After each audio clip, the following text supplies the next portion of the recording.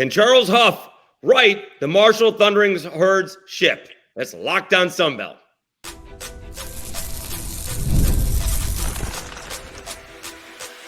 You are Locked On Sunbelt, your daily podcast on the Sunbelt Conference, part of the Locked On Podcast Network, your team every day. All right, Dave Schultz, Locked On Sunbelt, your team every day. Today's episode brought to you by FanDuel. Make every moment more as playoffs have winded down. The sports stop sporting like we want them to, but this summer, FanDuel is hooking up all customers with a boost or a bonus daily. That's right. There's something for everyone every day, all summer long. Visit FanDuel.com to get started. Take advantage of those Olympics. All right, let's talk a little Marshall Thundering Herd as my buddy from the Herald Dispatch, Luke Creasy, slides on into Locked On Sunbelt, your team every day. Luke was down at Sunbelt Media Days. Again, I told Craig Stevenson this. I'll tell you this. I cannot believe they held Sunbelt Media Days without me. I know. It truly didn't feel right, Dave. You were surely missed. All right, before we get into Marshall, what was your thoughts on the media days? Keith Gill saying we're not interested in a separate national championship or poll or playoff, and we're keeping our divisions. Yeah, I think that's kind of on brand for where Keith Gill has kind of led the Sun Belt. He's not really changed his stance on that, and I don't see why he would. What the Sun Belt has right now works. It's worked with the current model, and they've gotten a lot of exposure because some of the successes that they've had.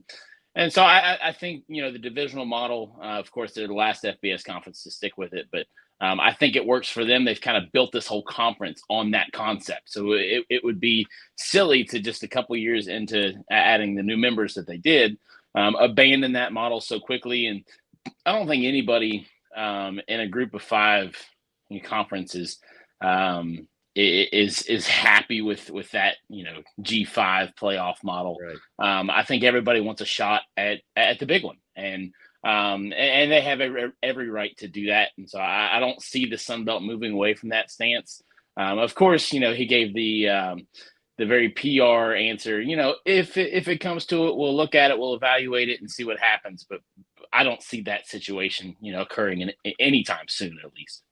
Well, it could happen very quickly where the Sun Belt puts itself in a position to get into the playoff, right? You got, and I'm only talking about the 2 favorites, Texas State playing UTSA and then Arizona State, and that would be a Power 5 win or Power 4 win, although Arizona State's not all that good. And then App State is playing Clemson the week after. Clemson plays Georgia. Unfortunately for App, if they do win, the bigger story will be Clemson being 0-2 rather than App getting a win. But very quickly, both Texas State and App could find themselves in the top 25 and getting a lot of publicity, just like a few years ago when the Sun Belt won those ball games in week 2 of the season.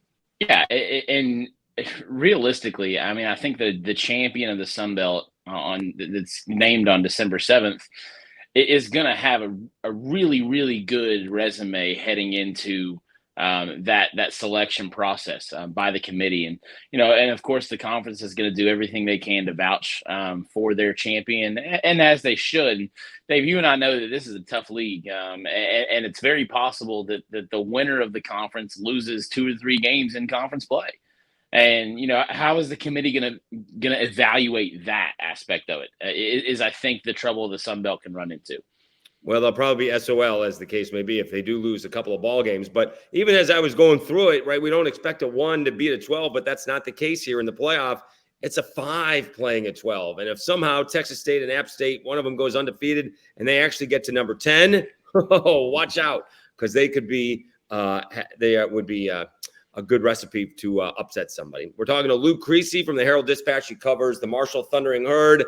I'm not sure if you asked Charles Huff this, but I will ask you this to find out what the answer is from Charles Huff. Who is the Marshall Thundering Herd's starting quarterback? Yeah, he's not going to officially name one. I think they're going to have a really, really good idea heading into fall camp who that might be. But it is kind of a different situation. You lose Cam Fancher. You changed offensive systems to a system that really benefits Cole Pennington, in my opinion. He's more of a true pocket passer, not a big runner. Really, the exact opposite of Cam Fancher. And when he came in for Fancher last year, there was no real change in the offensive system. They just kind of threw him in and say, hey, here you go. And it didn't always look the best. It did not. No. They won a couple games, but there were interceptions. There were at times he just looked lost, and so I think him having a full offseason maybe gives him the edge going into fall camp, because he knows some of the other guys around. He knows some of those coaches, and then but they bring in a transfer, Braylon Braxton from Tulsa, who also came in with one of his receivers and an offensive lineman from Tulsa. So there's some chemistry there. I think those two are the front runners. Of course, they lost out on Mitch Griffiths, who was he was supposed to transfer in from Wake Forest, had committed to the Herd, never did arrive on campus, kind of hung up the cleats in a decision he made. How did he make that announcement? On X. Or no, it was on LinkedIn. Right. Yeah, LinkedIn, and then I put it on X. Right. I've never seen that before. But best of luck to him. Sure. But that really made Cole Pennington and Braylon Braxton the front runners. Of course, they've got a couple guys behind them that are returning. None that I think are going to push really hard for the starting job. So it'll be interesting to watch Braxton and Pennington go back and forth, because they are two different quarterbacks themselves. Seth Dagey said it before spring ball. Braxton is probably the better athlete of the two. Cole's probably got the bigger arm of the two. And so you've got to weigh those strengths. And I think about here in a couple weeks, when they're about halfway through camp, they'll make that decision and really start tinkering the offense to those two, to either one of those quarterbacks, whichever they choose. All right, so let's take a timeout. We'll come back. It's not only the quarterback that is an issue. You got a pretty big holes to fill in the backfield behind the quarterback. One, Rasheen Ali off to the pros. We got Luke Creasy from the Herald Dispatch, covers the Marshall Thundering Herd. We will get back to him after I tell you about FanDuel.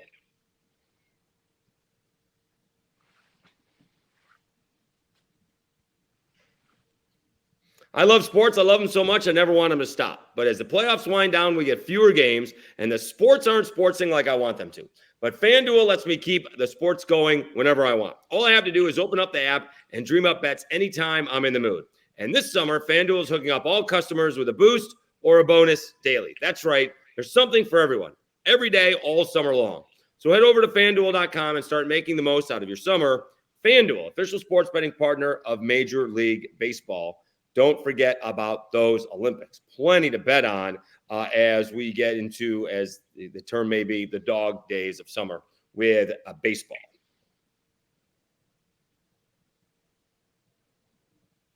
All right, Dave Schultz, Locked On Sunbelt, your team every day. We're continuing to be joined by our buddy Luke Creasy from the Herald Dispatch, covering the Marshall Thundering Herd. Okay, who is going to be, is this going to be running back by committee, which is mostly the way it's done these days? There are exceptions.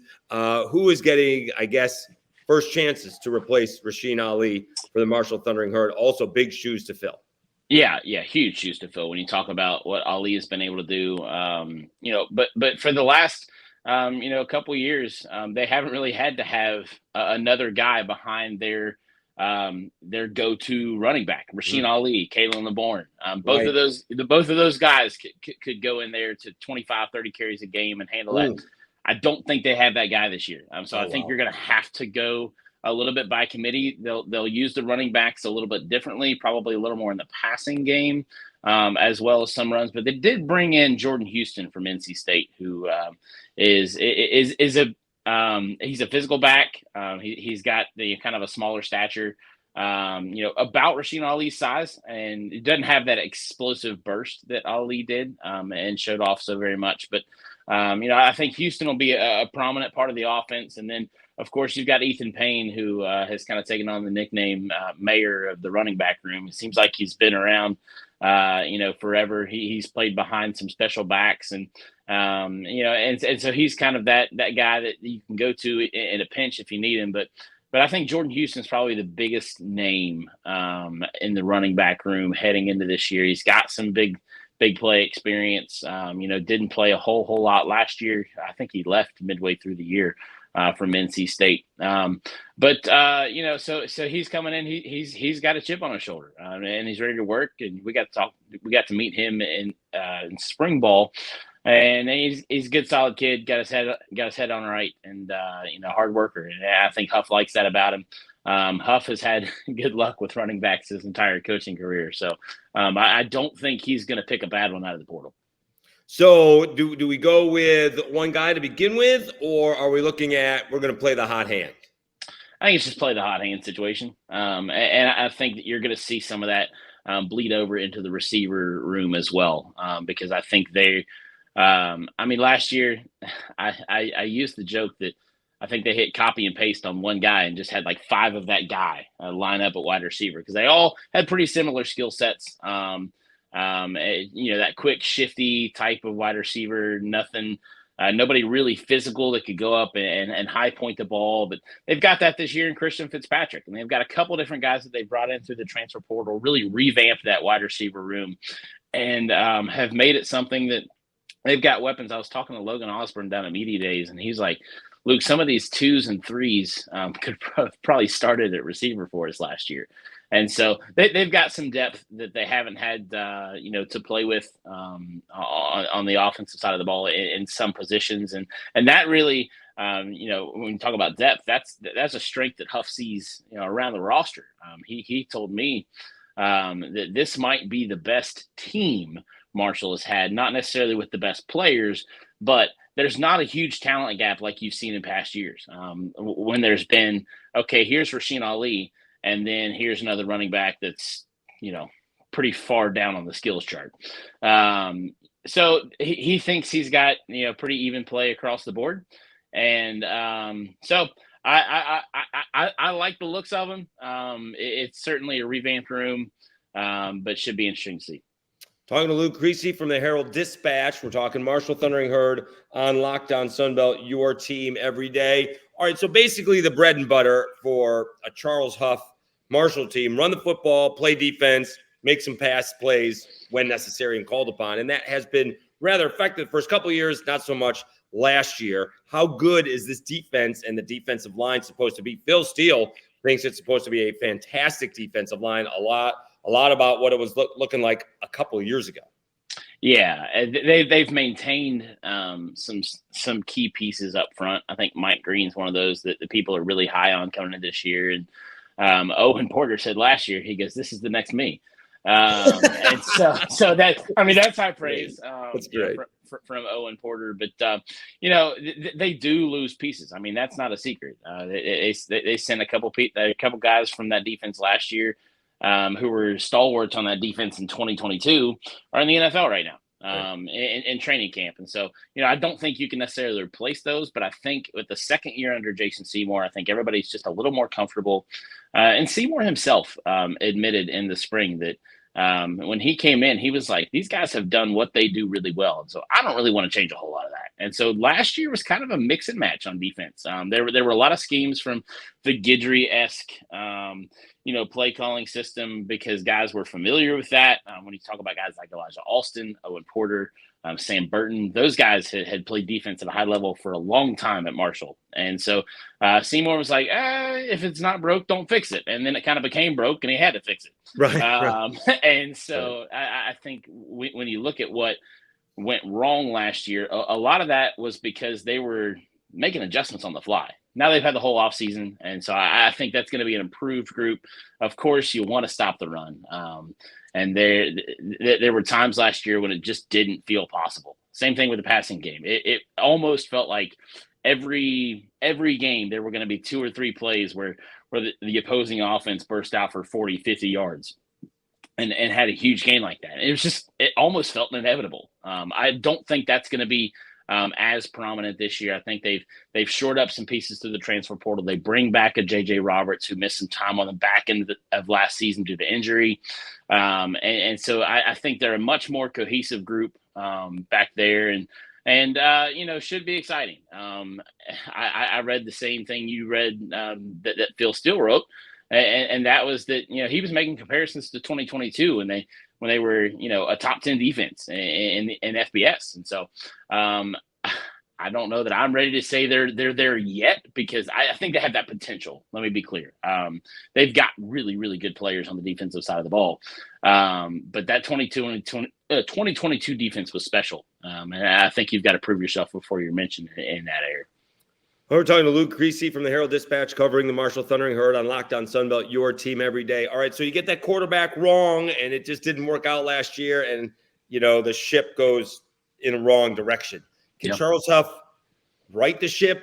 Can we get it back to where it was heading? Because it was heading in a really good direction, right? Cam Fancher. It was supposed to be Cam Fancher plays for a couple of years, and then Cole Pennington plays for a couple of years, and we're in good shape. And it just – is Cole Pennington going to be the guy to right the ship with Charles Huff?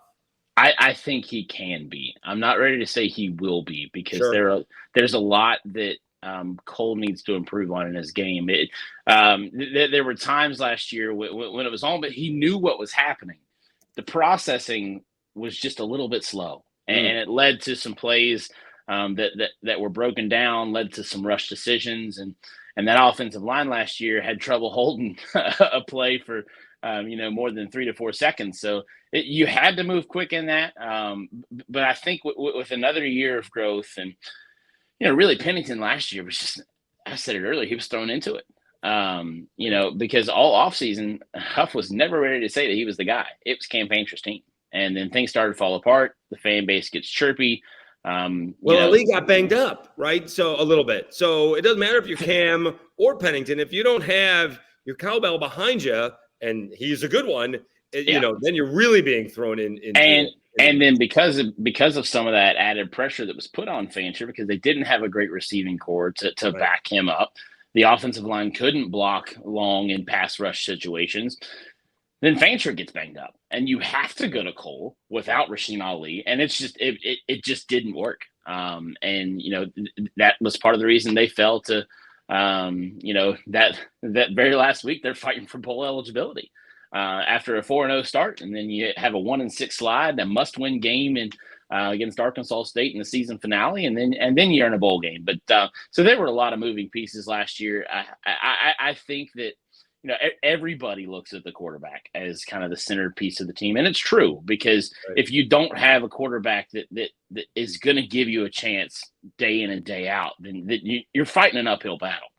I think that no matter who it is, if it's Braylon Braxton, if it's Cole Pennington, in an ideal situation, you'd like it to be Pennington, because then you could have him for next year and kind of build off of that. But I think they've got to establish that one guy. Huff's tried the 2-quarterback system before, and it just hasn't worked.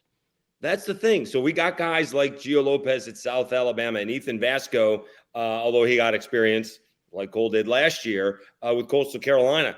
Those guys may be the guys, but they may not shine this year. They may shine next year, because they would all presumably have the potential to come back without having to transfer. Yeah. And I think that's what you want to look at. I mean, Cole, obviously there's history with his family in Huntington. And I think Cole came in under immense pressure, not only to perform, but to perform well. And, and I talked with Chad about that last fall, because Cole had options. They weren't, I think Marshall was one of his only Division I options, maybe another school here or there. But he knew the expectations coming in. Right. And Huff never wanted him to throw to the Wolves like that. It was just kind of the situation they were thrown. Right. And Cole made the most of it. I think, he had some good moments. He had some not so good moments. Yeah. And then, I think you saw, brief flashes of what quarterback Cole could be. And I think with a whole offseason, I think there's a lot to build on from what he showed last year. All right, we got to take one more timeout. We'll come back. We'll wrap it up with Luke Creasy from the Herald Dispatch and covering the Marshall Thundering Herd. We'll talk about those 2024 expectations. This is not an easy schedule for Marshall. It is a daunting schedule. Yeah. We'll do that after I tell you about Ibotta and Factor Meals.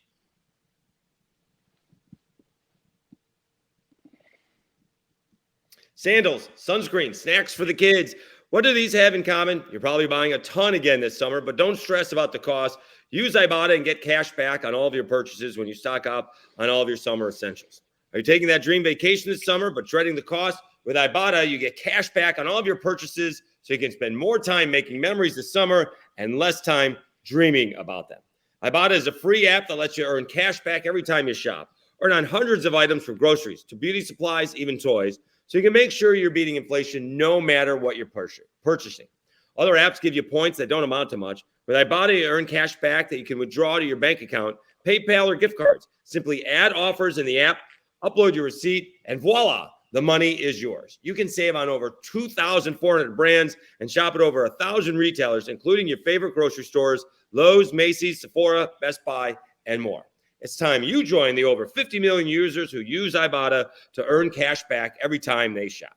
Right now, Ibotta is offering our listeners $5 for just trying Ibotta by using the code LOCKEDONCollege when you register. Just go to the App Store or Google Play Store and download the free Ibotta app to start earning cash back and use code LOCKEDONCollege. That's Ibotta. That's IBOTTA in the Google Play or App Store and use code LOCKEDONCollege. And Factor meals. Warmer, sunnier days are calling. Fuel up for them with Factor's no prep, no mess meals. Meet your wellness goals for the summer thanks to the menu of chef-crafted meals with options like Calorie Smart, Protein Plus, and Keto. Factor's fresh, never frozen meals are dietitian approved and ready to eat in just 2 minutes. So no matter how busy you are, you'll always have time to enjoy nutritious, great tasting meals. Make today the day you kickstart a new healthy routine. What are you waiting for? With 35 different meals and more than 60 add-ons to choose from, every week you'll have new flavors to explore. Crush your wellness goals with dietitian-approved meals and ingredients that you can trust. Make your day delicious from breakfast to dessert. Stay fueled with easy, nutritious options. Treat yourself to restaurant-quality meals that feature premium ingredients like filet mignon, shrimp, and blackened salmon. Keep kitchen time to a minimum. Factor meals are ready in 2 minutes. No shopping, prepping, cooking, or cleaning up.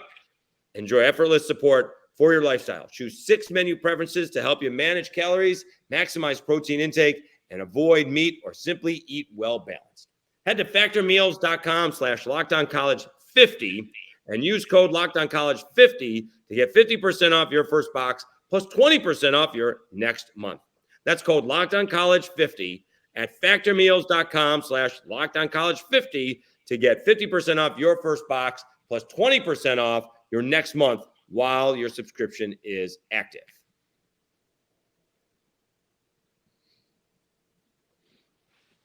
All right, let's wrap things up with our buddy Luke Creasy from the Herald Dispatch. He was very quiet and patient during that. I appreciate that.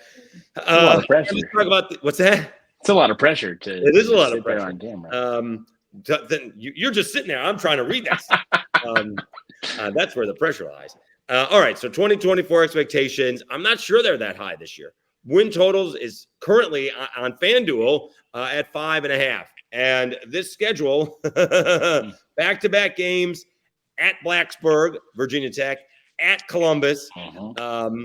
Their Sunbelt starts off with hosting App State, going to Georgia Southern. They do get ULM at home. They play Southern Miss on the road. They get Coastal at home. They have to go to Harrisonburg to take on JMU. That is not an easy schedule. They do have a couple of games in there. They start off with Stony Brook at home for Vatech and Ohio State, and then they get Western Michigan. They could be sitting at 2-2. They're hoping before they play Sunbelt play. Anything less than that is going to be disappointing. Anything better than that is going to be a pleasant surprise. Yeah, and I think Western Michigan is one of those teams. They're kind of a wild card.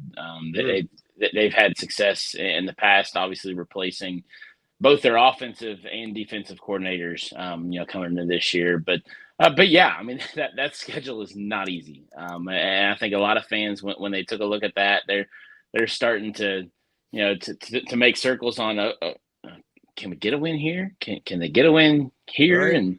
And then gosh, I mean Ohio State looks great this year.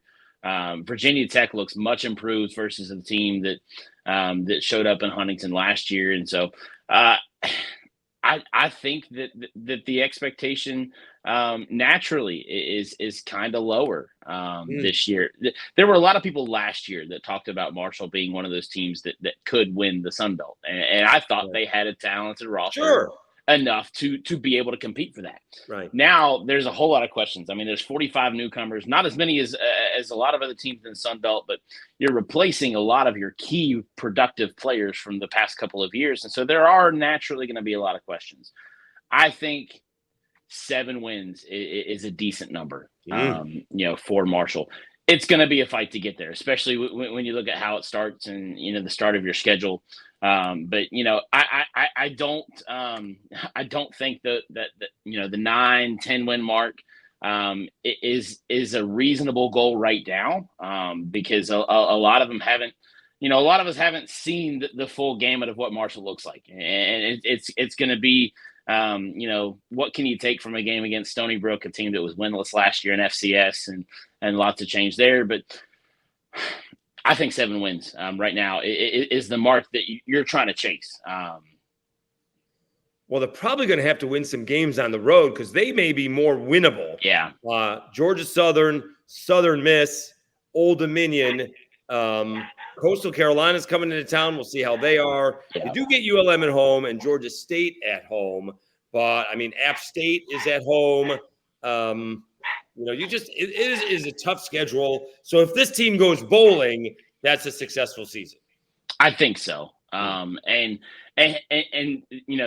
Marshall fans don't want that to be the mark of a successful season, but I think it's reasonable.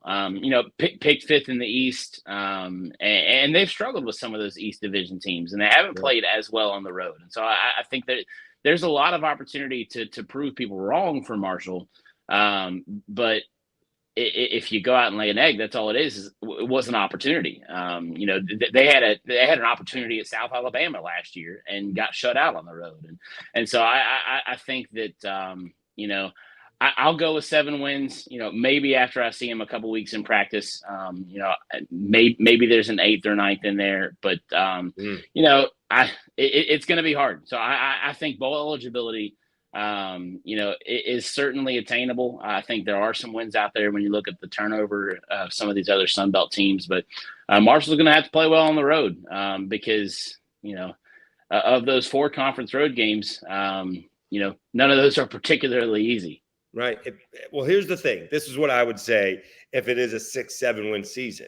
If you're seeing growth from Cole Pennington, right? Because he could have some good games and they lose, right? Sure. He could go, and it does not happen very often, but he could go light up JMU and they lose the game. Sure. Right? So as long as I think we're seeing progress from Cole Pennington, although it's starting with, Stony Brook and ending with JMU, if there's good improvement, then you're like, and that goes to what we were saying, that it's not this season that we have high expectations. It's going to be in 2025 where the expectations are going to come.